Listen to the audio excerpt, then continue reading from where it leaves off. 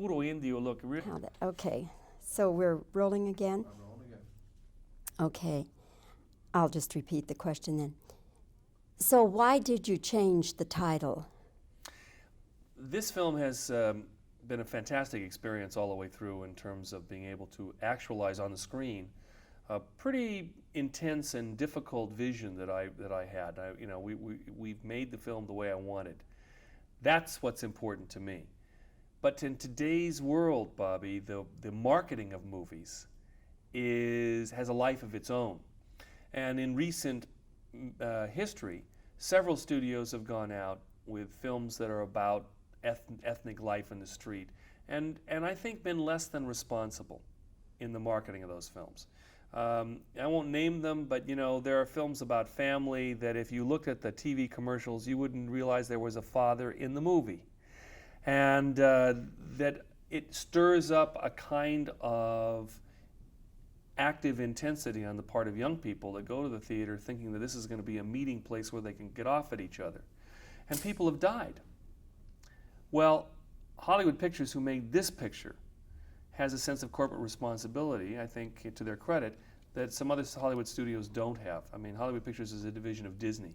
They know what they're doing and what their market is, and they don't want to be accused of being irresponsible. So when this film, by the way, I think has a very strong message. I know I make life-affirming movies, that if people see the movie, it'll do more towards healing than working the other way. But the marketing is another story. And how aggressive they are in the marketing. And a title, which the old title was Blood In, Blood Out, is provocative. So what Hollywood Pictures did was said, let's go out and test in 3 markets. Let's take the title and the TV commercials and the artwork and open the movie in those markets and see. Then we'll really know, instead of just guessing and making ourselves, wishful thinking that it'll be okay. We opened in 3 markets. We had very nice commercial response. In one instance in Las Vegas, whose gang problem very much mirrors Los Angeles's, we had a fist fight between 2 couples. Now, this took place 20 minutes before the film began. Had nothing to do with this movie, but it did have to do with expectations from the marketing. Well, that is a drop in the bucket compared to some of the horrible things that have happened in theaters and the violence. But that was enough for Hollywood Pictures to say, maybe we need to rethink our marketing, rethink our title. We went back, we redid the TV campaign, the artwork, and the title to Bound by Honor, which does in fact reflect the movie. Went out and tested it again in 3 markets, and we had no problems and did very good business. Now, I think this is somewhat unprecedented. And from my point of view, they let me make the picture I wanted to make, and I'm very thankful for that. On the other side of the coin, they wanted to be responsible. I think that's great for them. And second of all, as a filmmaker, I want to make the statement that I think is needed to be said, and I got the opportunity to do that, but I have a responsibility too. You want to make sure that people can see that message in a peaceful setting. So we went through this whole process, which I've never done before in my entire career. It was fascinating, and Bound by Honor is the film now, and I think that title works just as well or better. The film, I know, is about 3 Chicano youths, kind of follows their lives for a number of years. Is it in any sense at all biographical? I made this film as an Anglo director. That's a very dangerous thing to do. I produced La Bamba maybe 4 or 5 years ago. I'm very close to Latino culture. I care about it. I love Chicanos. La Bamba was the Horatio Alger story. It's making it in America. It's a very positive statement. This film is an intense, dark story, very complex. And I needed to collaborate with a Chicano voice on this project. And Luis Valdez, who had directed and wrote La Bamba, I produced it, recommended to me a poet. He said, there are not a lot of screenwriters, hanging from the ceiling in Chicano screenwriters in Hollywood. It's, we're trying to make our move and break through. But he said, this guy has a voice. I think he has the experience and the voice that you're looking for. He doesn't know screenwriting, but read his books. I bought Jimmy's poetry books, and Jimmy Santiago Baca had the voice that I was looking for. And he also had the integrity. He's not going to sell out for money to Hollywood. He believes in his raza, he believes in his people, and he has commitment to them. So I asked him to plumb the depths of his experience. And this is a man who grew up illiterate in the Southwest, He was a kid full of rage against the system.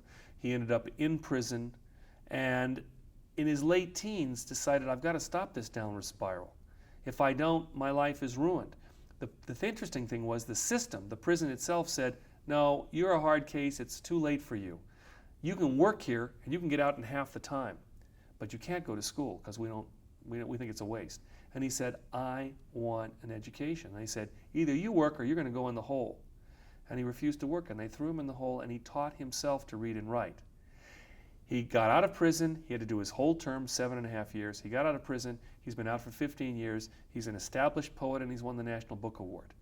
Now, this man is exemplary of the fact that you can change your life. I think he is every character in this movie. And he created 3 main characters: an artist, a guy who is involved in a gang who turns his life around and becomes a policeman, and a guy who is a follower who just wants to belong. He's looking for a family and ends up by going to prison. We followed these 3 young Chicanos from East Los Angeles for 12 years of their life. Every single character changes drastically through this story. And Jimmy Baca has told a little bit of his own life in every character. The man that one of these characters meets in prison, Montana, who's the head of a Chicano group there, is Jimmy Baca, a man who looked around himself and said, why are there so many brown faces in prison? Why is my raza, so many people here? And realized that violence is not going to be able to do it. It's going to get us just right back down in the hole, and only education is a way to get us out. So in every step of the way, it's a very hard movie. I mean, Jimmy experienced things that I think most people would be horrified at. His life really did go through these things. It was asking him to confront those demons. Will you write what you experienced? Will you, in fact, confront that life that you want to forget? And hopefully, through this film, illuminate for the youth, they may be able to see it, a different path. And, so I don't think the film is exactly autobiographical, but as a real artist, as somebody who can write and create his own experience through characters that are fictional, it absolutely is. Taylor, is the message the same for the Chicano audience as it is for a non-Hispanic audience? I think that this film, I made this film for a universal audience. I also made it, and I hope that it's received in a very good way for the community that it's about. And that's a twofold, what I'm saying is I didn't make the film strictly for Chicanos and that, just that audience. I would like that audience to embrace the film. But I think that these 3 lives, these are Americans. They're born in America. They speak English. They're bilingual. They speak some kind of Spanglish sometimes, where they've taken American words and English words and turned them into Spanish. But it's a truly American culture. And to me, as a filmmaker in Hollywood, I have this fantastic opportunity to do what filmmakers did 30 years ago, 40 years ago, talk about the American melting pot. But instead of Jimmy Cagney in the 30s doing the Irish story, or Paul Muni doing the Jewish story, or Pacino and De Niro doing the Italian story, I'm doing a Latino story now with a writer who actually lived the experience. And as hard and as difficult as it might be, I think that it opens a window to other Americans to see into a culture that they might not understand and say, oh, it's complex, it's difficult, it's painful. But because we humanize these 3 characters, because you really understand who they are, they're young guys that are like everybody else. They have dreams, and they're looking for the same thing. We're all looking for respect. And that is the essence of this story. The fact that they go through 12 years of their life, each one taking a different path, one good, one painful, one bad. They do meet up at the end of the film after 12 years. And at least 2 of them, one unfortunately is still in prison. And his life, we've seen the slow dehumanization process. The other 2 survive, and they come out into the light, and the healing can begin. And I believe in making life-affirming films. All my films have had that. If it's a question of whether you want to wake up the next morning and live life, or end it all that night after seeing the movie, I'll choose the first. That's what I want to say. But in this instance, I have to make a life-affirming film because the writer And the person that I collaborated with, Jimmy Baca, is the most exemplary character that you can think of. He did turn a life around, and so he shows that it can happen. I think it's a great example for youth of all people in this country, both Latino and otherwise. Taylor, how do you address the issue of the gangs? I think in this film, first of all, my film, the first act, so it's a long film, only the first act are these guys in a gang. And what I was interested in doing is breaking the stereotype. You see kids dressed in a certain kind of garb. I mean, in Los Angeles today, you see middle-class kids from the San Fernando Valley dressed in the same garb. But you tend to see Latinos dressed in this garb, and immediately it's like, these are gang members, they're inhuman, they don't have feelings and emotions. Well, that's not true. And the fact is that the strongest thing within the Latino community is the family unit. There is the other thing of peer pressure and that extended family of the gangs and the things that can provide within a culture that's struggling for assimilation. What I wanted to do was say, these three boys have hopes and dreams. You understand their emotions and what they're trying to do, and you can also see how events can change their lives, how sometimes stupidity of violence can change. You know, a certain attitude can change a life forever. Now, I have a philosophy of violence, Bobbie. I see a lot of movies in Hollywood that put a lot of violence on the screen, but they say, hey, that's not real violence, that's comic book violence. It's okay because it's fun. You can even laugh at it. That, to me, is immoral. That's unconscionable because violence has results. It always has results. And to see Rambo up there going boom, boom, boom, boom, boom, and don't worry about it, it's fine, he's a hero, is to me a big problem. Now, in this film, there is violence because I believe that in the Barrio there is a lot of violence and it affects people's lives severely. There is not a moment of violence in this movie where you don't see the results. The most positive character, the most talented character in the film is this young artist, Cruz Candelario, played by Jesse Borrego, who's from here in Texas. He's from San Antonio. Fantastic actor, full of life, full of spirit. I mean, he was able to infuse this role with beautiful, beautiful spirit. And his paintings, another artist from Texas, Adan Hernandez, who's also from San Antonio, painted all the paintings. So I have a lot of Texas talent in this film. But what you see in the first act is this person who's the Esperanza del Barrio, the hope of the barrio, who really has got a great chance at success. He's not going to ever forget his people. He's got full of talent.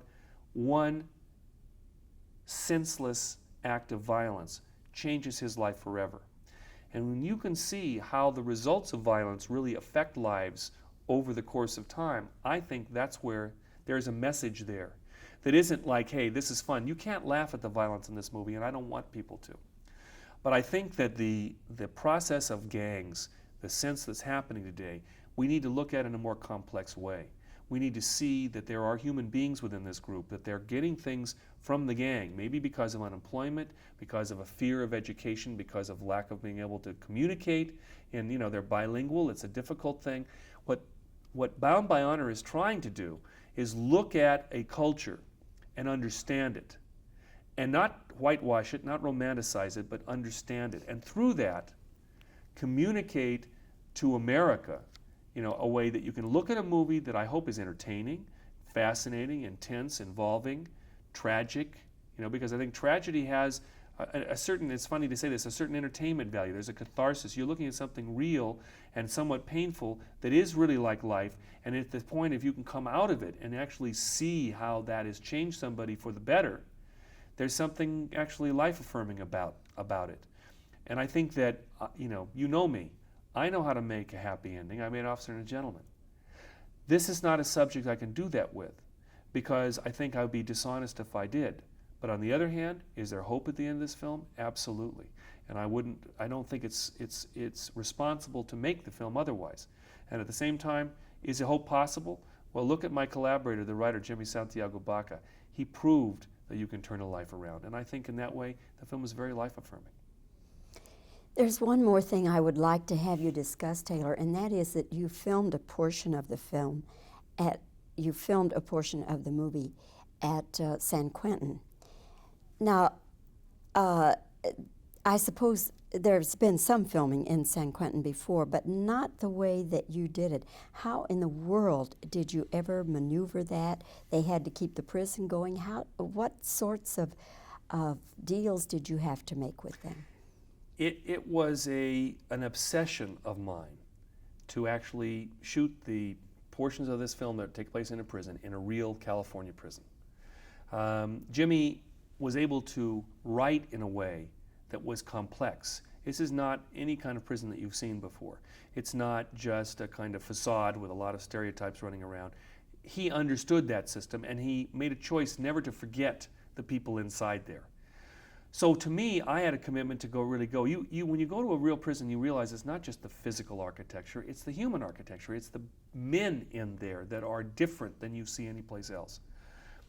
And I knew that if I found a decommissioned prison and put a bunch of Hollywood extras in there, it would never be believable.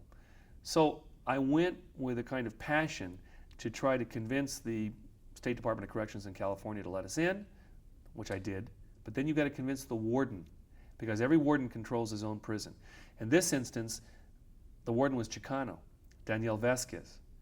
And he said, I want to read your script. Don't try to pull the wool over my eyes. Don't give me a few pages. I'll either read the script or you won't come in here. So I gave him the script and took my chances. He read it, and his response coming back with, who wrote this? This is real. This happened.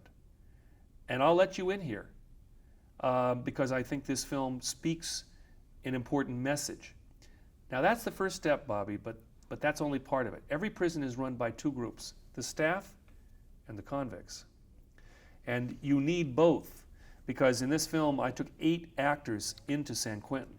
All the other people that you see, and there are thousands, are real convicts, people with roles, people in background. And I just stood there and said, listen, the man who wrote this film spent time in a penitentiary. He will not forget that experience, and he feels that it needs to be portrayed realistically. Now, I'm not going to romanticize you. I don't believe you should be romanticized. I know you're here for a reason.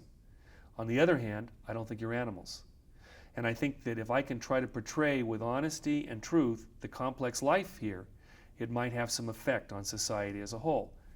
And if you don't want to participate, don't. But, try to help us. And we had the most fantastic experience, because was it difficult? Incredibly difficult. We had to take every piece of equipment out every night of the prison. You had to go in the morning. If I was using the same cell block 3 days in a row, instead of setting the lights once and coming back the next 2 days, we'd have to put the lights in, take them out, put the lights in, take them out. We lost time. But it was worth it, because I think the truth and the reality that we were after, we captured in a way that has not been done before. So there was a passion on my part to get this sense of reality, but it's like I make films. It was very important to me, an Officer and a Gentleman, that DI that Lou Gossett was playing, that Marine DI, was authentic, was real, and that the audience, that saw the film, I hope they liked it, but the Marines that saw the film, I wanted to look at and say, that isn't a lot of Hollywood BS. That's a real Marine, and they did. And for Lou won the Academy Award, but I know it was just as important for him and for me to hear that from the Marines. And in this instance, in a funny way, I want people who see this film, who know what prison life is about, to say, yeah, that's real. I mean, I've had a couple of people who have subsequently gotten out of San Quentin who have seen the film, and they've had a very nice, positive reaction to the movie, but they've also had a chemical reaction, a sense that they felt so moved by it because they remembered the experience, that it physically upset them. And I thought was very interesting, and at the same time, that's the response that I'm looking for, something that they can look at it and say, that's not BS, that's real. Okay. All right. Roy. Is about is having a point of view. I mean, this is my film, and you're acting in it, and I have real respect for actors. I mean, it's not me in front of the camera, but on the other hand, I don't want them to be like they have been in other people's films. Yeah. I mean, I'm looking for a different. I want the best performance, and I want something that I can get out of them, but they did differently than they ever did for someone else. And that's why you're in my movie. Otherwise, what are we doing this for? And that's what I'm saying. It's to provoke and challenge, but at the same time, not to, like you were saying before, you don't destroy what they are, because you're never going to get anything. And so it's that fine line. And why are you here? It's my film and I'm going to try to get it. It doesn't mean that I can't destroy who you are. Because as an actor, you have to be that indelible thing on the screen. But finding that, and also, it really comes down to actors trusting you and saying, all right, I realize that what you're really trying to do is get not only the best thing from your film, but you're not going to screw me over. And that understanding of it is crucial to the element of trust. Otherwise, they're going to be so self-protective that they're never going to give their best work. So. It's interesting to see a guy like De Niro, how different he can be with different directors. He's fascinating. The thing about De Niro, and I don't know, you probably know, have you ever interviewed him? He's not supposed to be a very good interview. It's funny, you see somebody who is so obviously, because he's also, he's not from the street. He's not a guy who grew up, like the characters he plays and as Dim, Does, and D's guys at all. And so you see someone on the one hand who's so talented, two has to be pretty damn complex because he's playing these characters. He's got an intellectualization of what he's doing that's obviously very developed. And at the same time, when it comes to communicating and articulating his own craft, he's terrible at it, Very complex and interesting individual. Frustrating, but no question about the talent.